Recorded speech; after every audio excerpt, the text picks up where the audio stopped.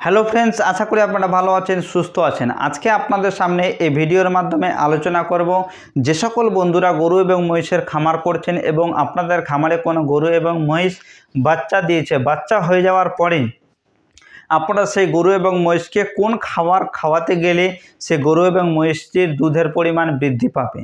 তো অবশ্যই ভিডিওটা শুরু থেকে শেষ পর্যন্ত দেখবেন। আর যদি চ্যানেলটিতে নতুন হয়ে থাকেন তাহলে চ্যানেলটিকে সাবস্ক্রাইব করে রাখবেন, কারণ এই ধরনের নতুন নতুন ভিডিও আমি আপলোড করতেই থাকি। তো চলুন দেরি না করে সেই ভিডিওটি দেখে নেওয়া যাক। তো বন্ধুরা, যে সকল বন্ধুদের খামারে কোনো গরু এবং মহিষ বাচ্চা দিয়েছে, বাচ্চা দেওয়ার পরে কিন্তু অনেকেই দানাদার খাদ্য খাইয়ে থাকে সেই গরু এবং মহিষকে।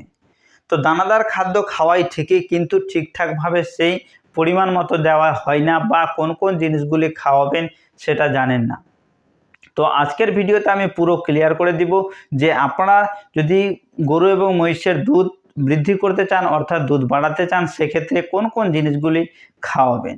তো প্রথমত আপনাদের বলে দিই যে যদি আপনাদের খামারে কোনো গরু এবং মহিষ বাচ্চা দিয়েছে এবং তার দুধের পরিমাণটা বৃদ্ধি করতে চাইছেন, সেক্ষেত্রে আপনারা অবশ্যই দানাদার খাদ্য খাইয়ে থাকেন। দানাদার খাদ্যের মধ্যে যেমন আটা, গমের যে আটা হয় সেই আটাটাকে আপনারা কিন্তু অনেকেই খাইয়ে থাকেন। তো আপনারা আপনার খামারে যে গরু এবং মহিষটিকে যে দানাদার খাদ্যের মিশ্রণ খাওয়া, তার মধ্যে অবশ্যই গম থাকে। সেই মিশ্রণের মধ্যে আপনারা কোন কোন জিনিসগুলো অ্যাড করতে গেলে, অর্থাৎ দিতে গেলে আপনার গরু এবং মহিষের দুধের পরিমাণটা বৃদ্ধি পাবে। তো প্রথমে যেটি হচ্ছে, আপনারা যে দানাদার খাদ্য খাওয়াচ্ছেন 2 কেজি বা 3 কেজি বা 4 কেজি বা 5 কেজি, যদি আপনাদের খামারে কোনো গরু এবং মহিষের দুধের পরিমাণ বৃদ্ধি করতে চান, সেক্ষেত্রে আপনার সেই দানাদার খাদ্যের মধ্যেই অবশ্যই আপনাদের দিতে হবে 1 নম্বরে যেটি হচ্ছে সেটা হলো মেথি দানা।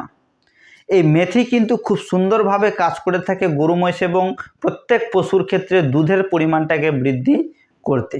তো আপনাদের নির্দিষ্ট মাত্রা অনুযায়ী প্রত্যেক দিন একটা গরুকে 100 গ্রাম থেকে 200 গ্রাম এবং 250 গ্রাম পর্যন্ত খাওয়াতে পারেন এই মেথি দানাটিকে আপনারা সেই দানাদার খাদ্যের মধ্যে দিয়ে মিক্স করে।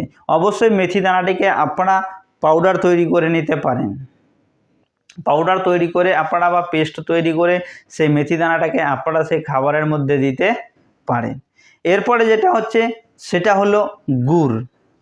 গুড় আপনারা অবশ্যই প্রত্যেকটা পশুকে প্রত্যেক দিন 100 গ্রাম থেকে 200 গ্রাম এই দানাদার খাদ্যের মধ্যে দিয়ে খাওয়াতে হবে, কারণ গুড়ের মধ্যেও কিন্তু বিভিন্ন রকমের ভিটামিন পাওয়া যায়, যেটা গরু মহিষ এবং প্রত্যেক পশুর শরীরের যে এনার্জি থাকে সেটাকে বৃদ্ধি করে, এমনকি তার শরীরের বিভিন্ন রকমের ভিটামিনের যেটা অভাব থাকে সেটাকে পূরণ করে থাকে।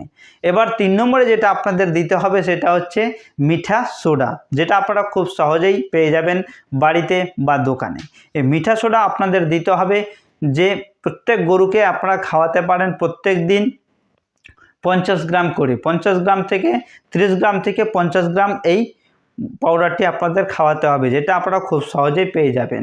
বেকিং পাউডার বা মিঠা সোডা নামে আপনারা দোকানে গিয়ে অ্যাভেলেবেল পেতে পারেন। এবার 4 নম্বরে যেটি হচ্ছে সেটা হচ্ছে লবণ, যেটা আপনারা বাড়িতেই সহজে পেয়ে যাবেন। প্রত্যেকটা গরুকে লবণ খাওয়াতে হবে 20 থেকে 30 গ্রাম প্রত্যেক দিন।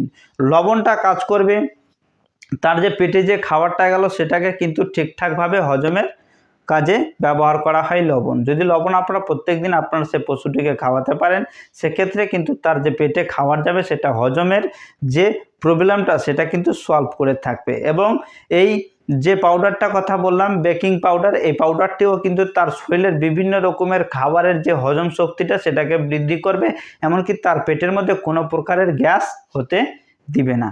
তো এই দুখানা জিনিস কাজ করবে পেটের গ্যাস এবং হজমের জন্য। আর আপনাদের সামনে যে বললাম যে গমের আটার সাথে যে আপনারা খাওয়াচ্ছেন তার মধ্যে মেথি এবং গুড় অবশ্যই খাওয়াবেন। এই 4 প্রকার জিনিস আপনারা সেই দানাদার খাদ্যের মধ্যে এক্সট্রাভাবে দিয়ে আপনারা যদি প্রত্যেক দিন আপনার খামারে সেই গরু এবং মহিষটিকে খাওয়াতে পারেন, দেখতে পাবেন যে আপনার গরু এবং মহিষের আগের তুলনায় দুধের পরিমাণটা বৃদ্ধি পেয়েছে।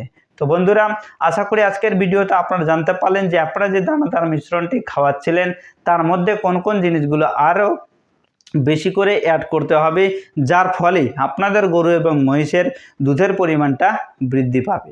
তো বন্ধুরা, আশা করি আজকের ভিডিওটা আপনাদের ভালো লাগলো। যদি ভালো লেগে থাকে তাহলে অবশ্যই ভিডিওটাকে লাইক শেয়ার এবং কমেন্ট করবেন, কারণ আপনাদের লাইক শেয়ার ও কমেন্ট আমাকে অনেকটাই উৎসাহিত করছে নতুন নতুন ভিডিও আপলোড করতে। তো আজকের মতো ভিডিও এখানেই, পরবর্তী ভিডিওতে আবার দেখা হবে। ততক্ষণের জন্য ভালো থাকুন, সুস্থ থাকুন। থ্যাংক ইউ, ধন্যবাদ।